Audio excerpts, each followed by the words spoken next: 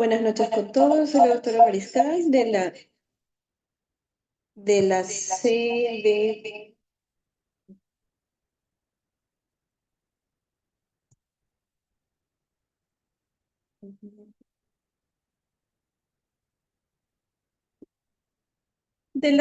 del Hospital de Villa El Salvador.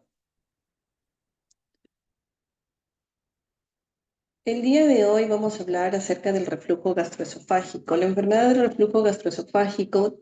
Para entenderlo mejor, si bien es cierto, como su nombre dice, viene a ser el reflujo del contenido gástrico hacia el esófago y la producción de síntomas.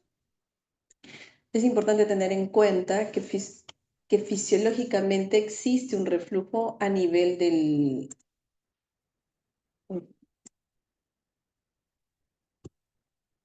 esófago.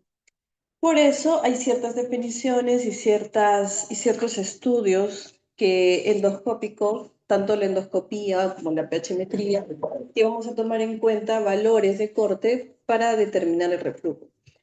Hasta hace 4 años, 5 años, en el consenso de Lyon, mencionaban solo la enfermedad de reflujo con la presencia de síntomas y el enfoque de tratar esta enfermedad como una prueba terapéutica y si no había respuesta, pasar a la endoscopía. Hoy por hoy ha habido una actualización que ha sido en el 2024, que tenemos el consenso de Lyon 2, en el cual se necesita demostrar mediante pruebas adicionales la presencia de los síntomas y que hay la presencia del reflujo gastroesofágico con puntos de corte y que además estos estén correlacionados con la presencia de los síntomas.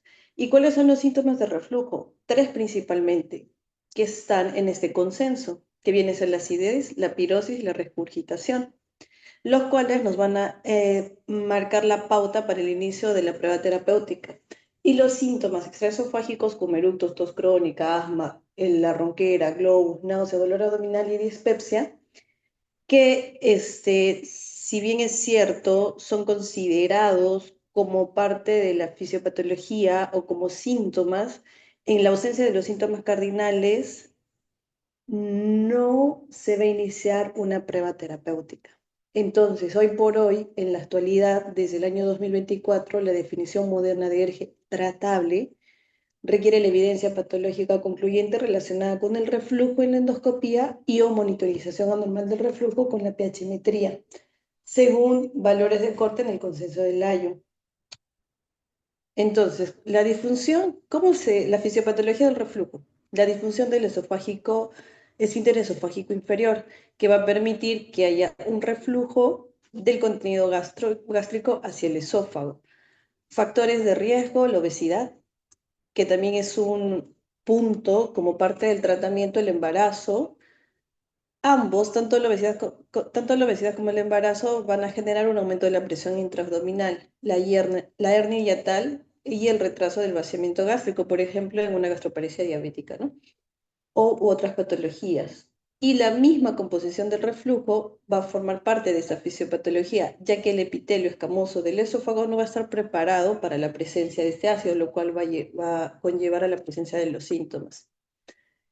Esta incompetencia me va a traer, debido a la disminución de la presión basal media de este esfínter esofágico, y esto va a conllevar a las pruebas de manometría e impedancia, ¿no? Que anteriormente, la manometría estaba como parte del diagnóstico, actualmente es la combinación de pH-metría, manometría e impedancia para determinar la presencia de reflujo gastroesofágico. Ahora, otro mecanismo para la fisiopatología de esta enfermedad viene a ser la alteración del aclaramiento gástrico con una ausencia de las ondas. El esófago tiene sus ondas propias de peristalsis, primaria, secundaria y terciaria. La secundaria que va a terminar completando el aclaramiento. Entonces, al no presentarse este aclaramiento, quedan restos de este reflujo. Y la presencia del ácido va a estimular que se produzcan contracciones irregulares y no va a permitir un aclaramiento. Y lo otro, el aumento de la sensibilidad visceral.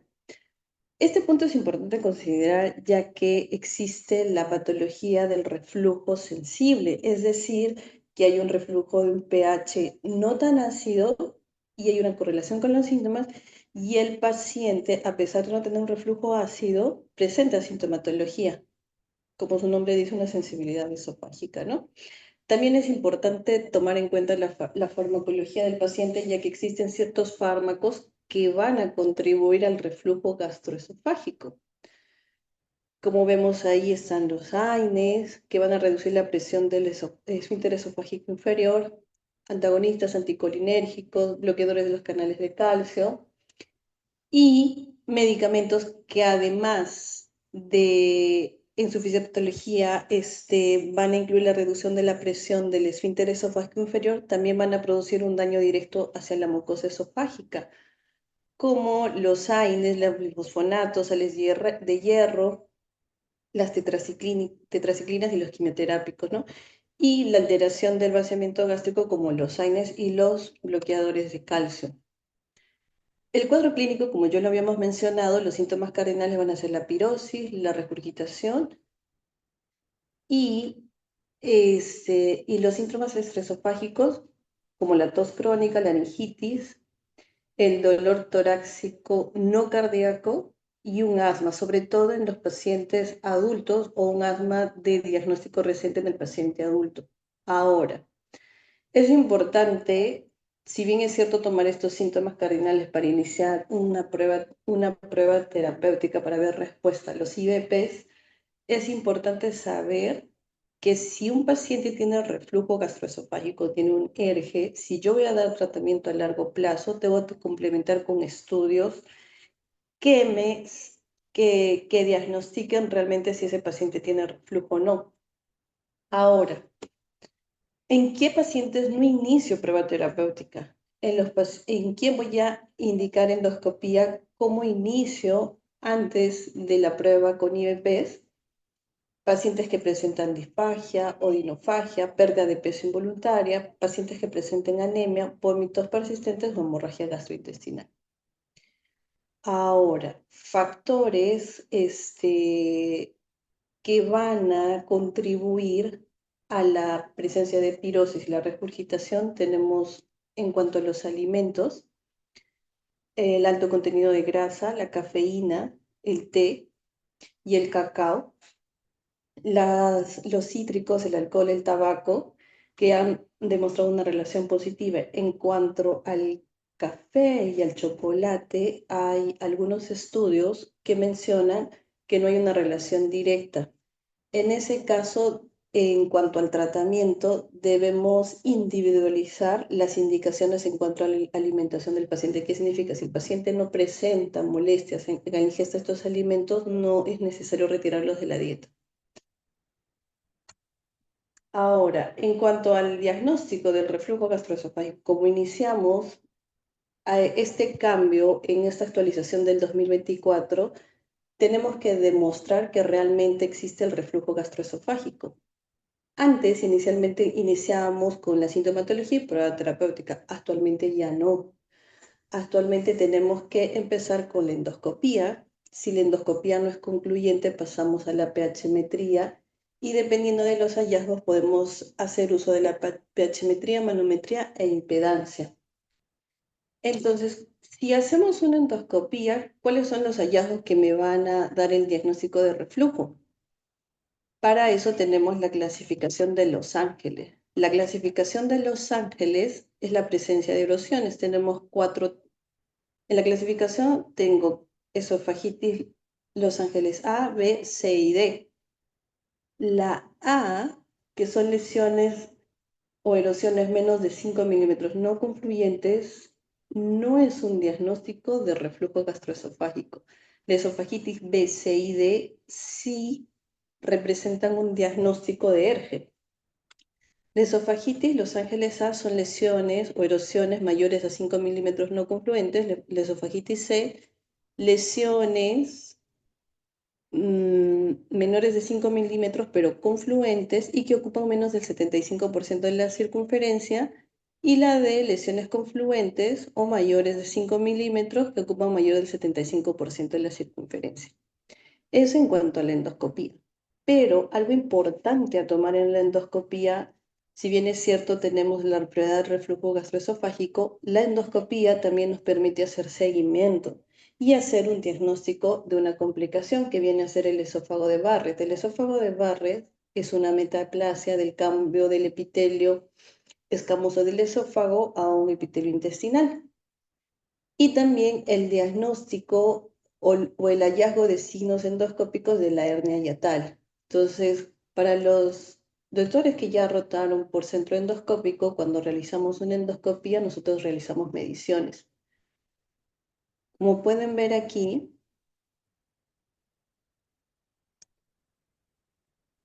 como podemos ver aquí, cuando nosotros hacemos la endoscopía, vamos a hacer la medición de la unión escamocolumnar, la unión donde vamos a ver la línea Z y donde vamos a tener también la unión esófago-gástrica donde terminan los pliegues. Y otra medida importante es donde tenemos la aplicatura diafragmática. Como podemos ver aquí, por ejemplo, aquí tenemos la unión escamocolumnar que viene a ser una línea Z en la cual vamos a, en este que tenemos aquí esófago de Barrett, que vamos a ver que no es circunferencial, que vamos a tener como entradas, como unas lengüetas. Aquí donde terminan los pliegues gástricos viene a ser la unión esófago-gástrica y como vemos aquí al fondo tenemos la aplicatura. Entonces, si bien es cierto, esto no es parte del conocimiento de medicina general y ya viene a ser una parte de la especialidad, es bueno que ustedes conozcan. ¿Por qué? Porque es importante para tomar decisiones, ¿no? Sobre todo cuándo volver a hacer una endoscopia control o cuándo vamos a plantear un tratamiento quirúrgico. Entonces, nosotros endoscópicamente utilizamos para el esófago de Barrett la clasificación de Praga, donde vamos a tener dos medidas. La medida más distal de lo que viene a ser la OS y la medida más proximal o de la lengüeta de mayor tamaño de la OS. Entonces ahí hacemos nosotros un Praga C, como en este ejemplo un C2 y un M3. Entonces, ahí vamos a tomar en cuenta para hacer un seguimiento. Entonces, ahí, esas medidas me van a determinar un barre corto o un barre largo, con una medida de 3 centímetros de corte menos, más. Y el otro importante a tomar en cuenta es la distancia entre la unión escamoulnar y la unión esófago-gástrica y la aplicatura, como vemos acá. Y eso, cuando tiene una diferencia más de 2 centímetros, estamos hablando de una hernia hiatal. Entonces, la endoscopía me sirve para hacer diagnóstico y para marcar la pauta del tratamiento, para hacer nuestro plan de trabajo. Entonces, ya teniendo un diagnóstico endoscópico de reflujo gastroesofágico con una esofagitis B, C o D, yo puedo empezar tratamiento y ver respuesta al tratamiento. Iniciamos IVP, antes iniciábamos con IVP a doble dosis como de inicio.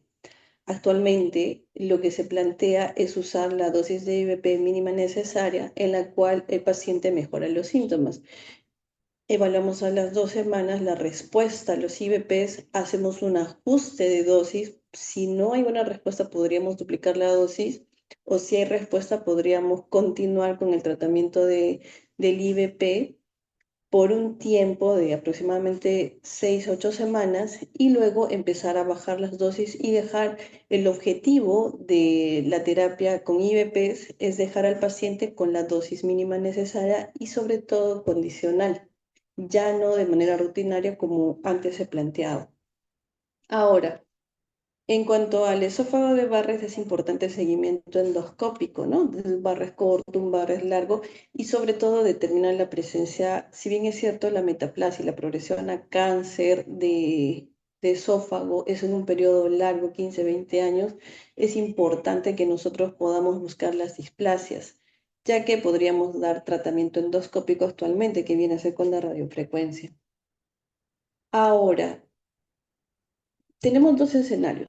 un paciente que tenemos un ERG con diagnóstico endoscópico o tenemos un paciente que tiene una endoscopía normal o una esofagitis grado A que no tenga otros hallazgos endoscópicos que me impliquen ERG, podemos hacer la pHmetría con impedancia. ¿Qué es la pHmetría? Es la medición del pH, como su nombre dice, ¿no? Entonces ahí vamos a ver puntos importantes.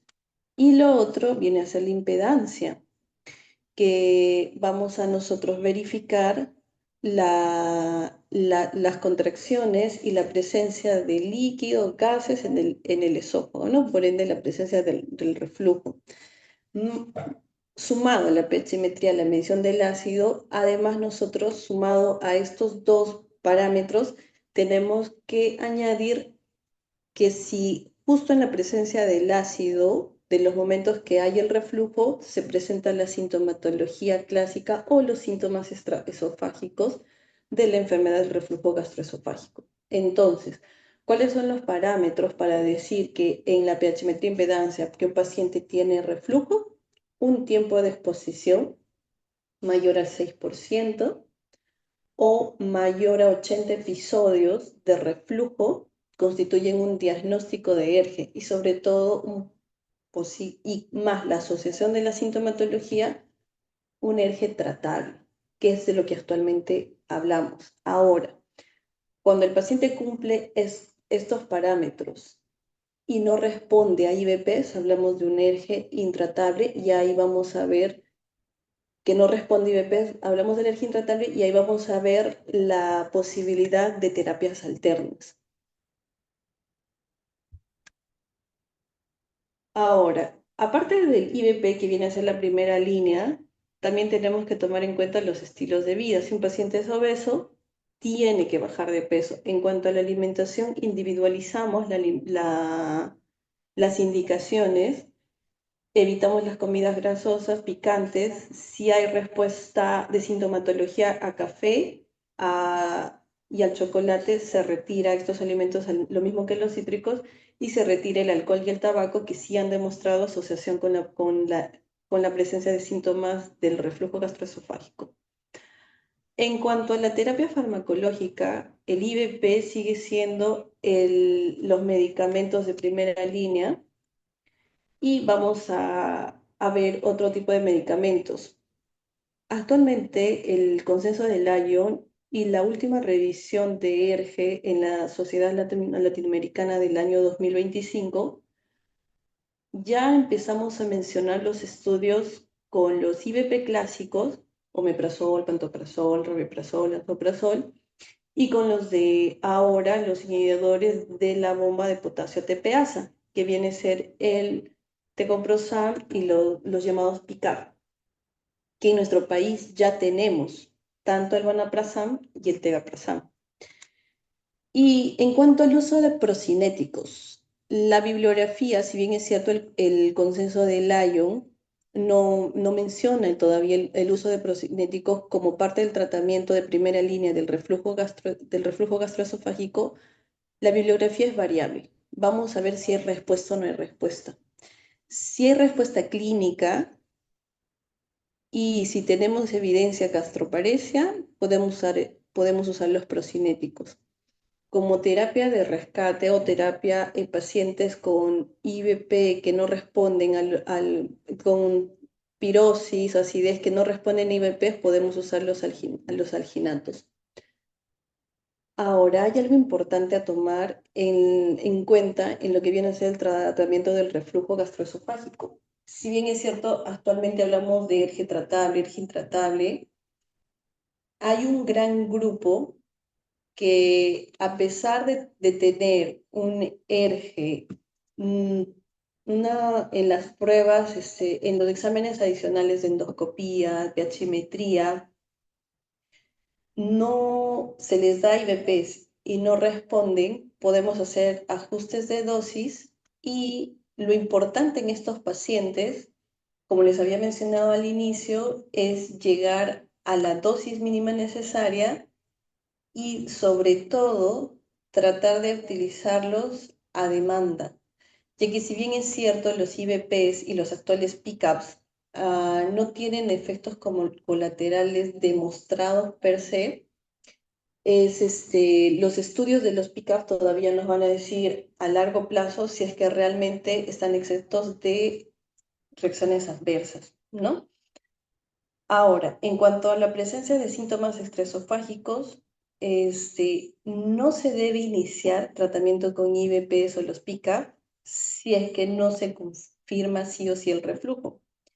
Ejemplo, un paciente referido del consultorio de es bastante frecuente que vengan al consultorio de gastro pacientes referidos de otorrino.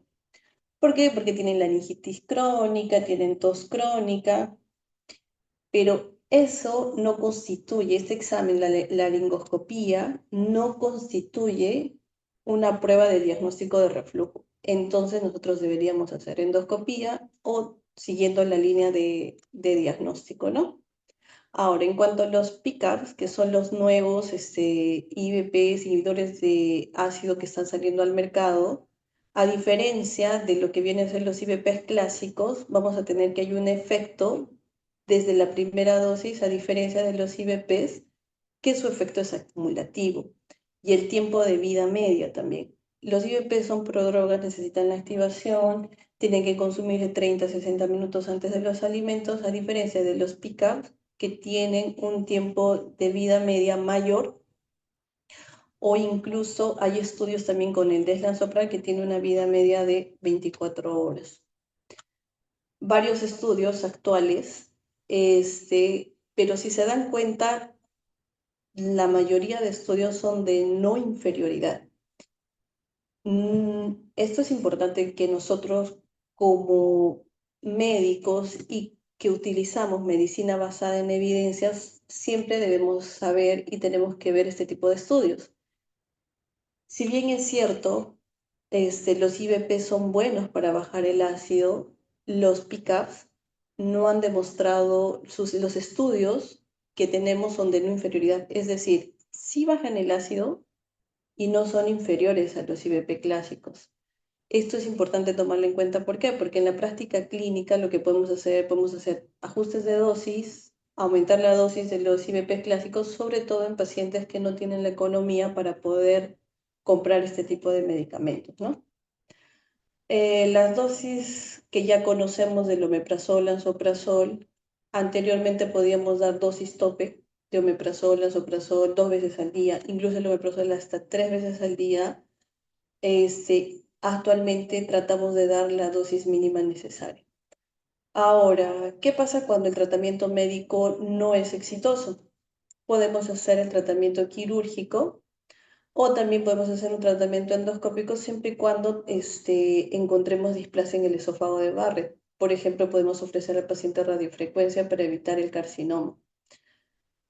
La opción quirúrgica, si bien es cierto, viene a ser una medida de último recurso, tampoco garantiza el hecho de anular por completo la sintomatología del ERGE, ya que el ERGE en la práctica, si bien es cierto teóricamente parece fácil de tratar, en la práctica representa un gran desafío, porque hay muchos pacientes que simplemente no responden o a veces inicialmente responden bien a los IVPs porque hay un efecto placebo del paciente que empieza a tomar medicación y a pesar que duplicamos la dosis no responden, entonces tenemos que hacer uso de los medicamentos de segunda línea.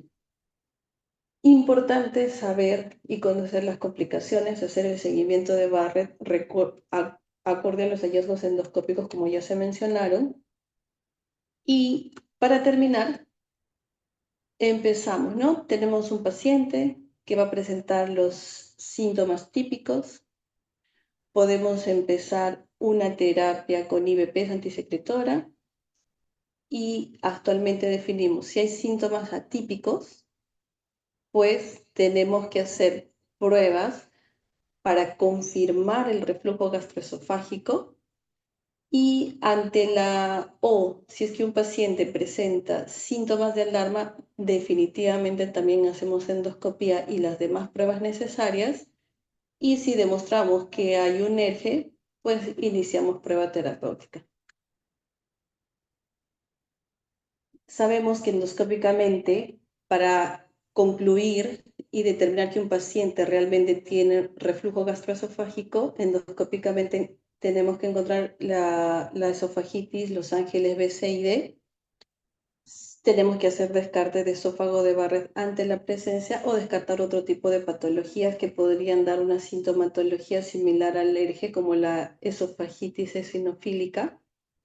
Y si hacemos las pruebas de pH e impedancia, un tiempo de exposición mayor al 6% o mayor a 80 episodios, en un estudio de 2 días me van a concluir con una prueba con el diagnóstico de reflujo gastroesofágico. Esta es la bibliografía que he utilizado. ¿Tienen alguna pregunta?